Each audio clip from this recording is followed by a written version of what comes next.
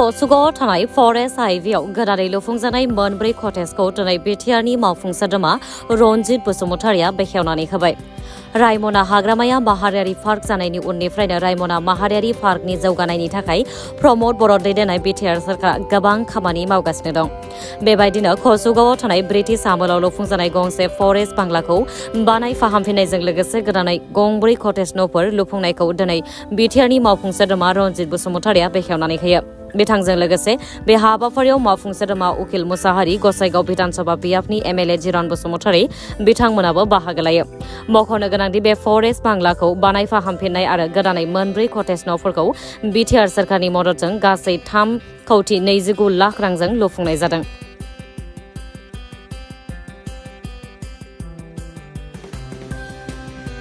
नैरोजा 22-23 मायथाइनि बाजेट बायदियै मानगदेशि प्रमद बर' बिथांनि बिथोन बायदियै जोंनि फरेस्ट डिपार्टमेन्टआ नैबे 1929 मायथाइनि सिगांनो लुनाय नैबे फरेस्ट बांलाखौ ब्रिटिश पिरियडनि लुनाय फरेस्ट बांलाखौ दिनै रिपेयारिं खालामनाय जादों आरो मोनब्रै कटेज बांला जोङो दिनै बेखेवनाय जाबाय।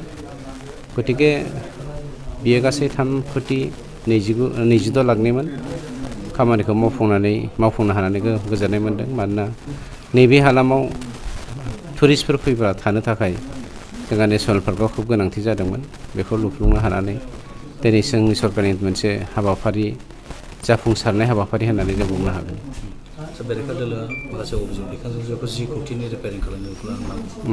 बेखौनोथ' आं हाग्रामा बिथांखौ दा चेलेन्ज खालामो, माबा खालामथों RTA होनानै गावनो नायनानै लाथों। 10 कोटि ना 1 कोटि ना 2 कोटि गावनो प्रमाण मोननो हागोन।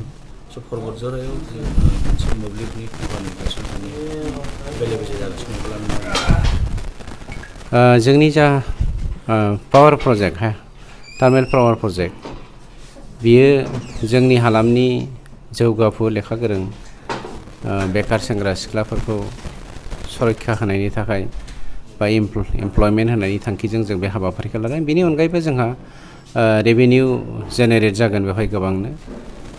मोनसे खोन्थाखौ दिनै अपोजिसन पार्टिया गावसोर लाजिनाय मोन्दों जे थांनाय 17 बोसोराव खुनु मोनसे इन्डास्ट्रि लाबोनो हायाखै। जाय इन्डास्ट्रिखौ दिनै जोंनि मानगदेशि प्रमद बर' बिथांनि दैदेननायाव जोंनि बिटिसिनि सिङाव लाबोनो हादों आरो जों लाबोनो जागायजेनदों, बेखौ बिथांमोना बादा होदों। आरो बे बाथ्राखौ ओरैबायदि होनदों जे बेखौ लुनायावहाय बा बे हाखौ होनो थांनायाव गोबां मानसिफोरनि हा खहा जादों होननानै। मोनसे बाथ्राया स्पष्ट, गासै बे हानि बिबांखौ सुनानै जोङो सावगारि बानायनाया मेप बानायनाया खेबब्रै जाबाय सोलाय सोल' खालामनाया। रावनिबो माइरं गरसेनिबो हा बेवहाय थांनाय जानाय नङा आरो थाङाखै, बे जोंनिफ्राय स्पष्ट। आरो जोङो बेखौ हाग्रामानि अपोजिसन पार्टिया बुंनाय बायदियै सोरबा कम्पानिनो जों बेखौ लिजबो होआखै बा कम्पानिनो जों बेखौ एलटमेन्टबो होआखै। बेखौ जोङो डाइरेक्ट आसाम गभमेन्टनोसो एलटमेन्ट होनाय जादों। आसाम गभमेन्टआ कम्पानिजों, बै लुग्रा कम्पानिजों, इन्डास्ट्रिखौ बानायग्रा कम्पानिजों लिज बानायदों। आरो बेवहाय जोंहा गोबां शेयार दङ। बिटिसि सरकारा शेयारनि गेजेरजों हानि रेभिनिउ फैनायजों लोगोसे जोंहा रेभिनिउ ग्रथ जाबावगोन। आरो बेनि अनगायैबो जोंनि बे साखाथि फाखाथिनि जोंनि बर' फिसाफ्रा, रायजो राजाफ्रा बिजनेसनि गेजेरजों बा फालांगि हाबाफारिनि गेजेरजों जोंनि गावनि जिउ खुंफुंनाय माबाफोर खामानिफोरखौ जों मावफुंनो हागोन। बेफोरबायदि इसाराजोंनो जोङो इन्डास्ट्रिफोरखौ गायसननाय जादों।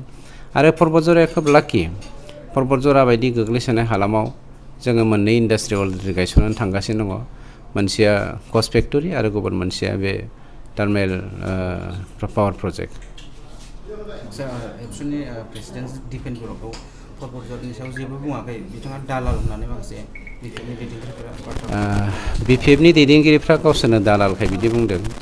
मानोना बिथांमोना जौ जुवा ड्राग्स बायदिसिनाजों जेब्लायबो गोजोमना थाग्रामोन। आरो जाय जोंनि आबसुनिफ्राय हिन्जाव जौ जुवाजों लिंक थानायनि थाखाय होखारजानाय लिडारफोर दिनै बिपिएफआव जइन जादों। एन्टि ससियेल एलिमेन्टआव थानानै रायजो राजाजों बैखथ जानायफ्रा दिनै बिपिएफआव जइन जादों। बिथांमोना मा आखलनि मानसि बेखौथ' जों मिथिजोबखागौ। खिन्थु गासैबो BPFनि दैदेनगिरिफ्रा गाज्रि बेखौ जों बुंनो नागिराखै मोजां दैदेनगिरिफ्रा दिनै UPPL जयेन जाबाय आरो मोजां दैदेनगिरि साथामसो दंबावो बिसोरबो बावैसोनो UPPL जयेन जानो थांगासिनो दङ बेखौ नोंथांमोना वेट एन्ड सि